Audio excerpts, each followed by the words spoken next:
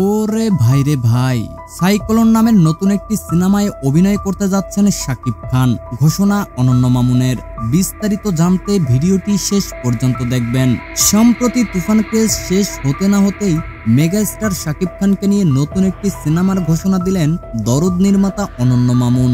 সিনেমাটির নাম সাইক্লোন। খুব তাড়াতাড়ি শুরু হতে যাচ্ছে সিনেমাটির শুটিং। বিগ বাজেটের এই সিনেমাটির শুটিং শুরু হবে দেশে এবং বিদেশের সুন্দর সুন্দর লোকেশনে। সাইক্লোন সিনেমাটি আরশাদ আদনানের ভার্সেটাইল মিডিয়ার ব্যানারে নির্মিত হবে।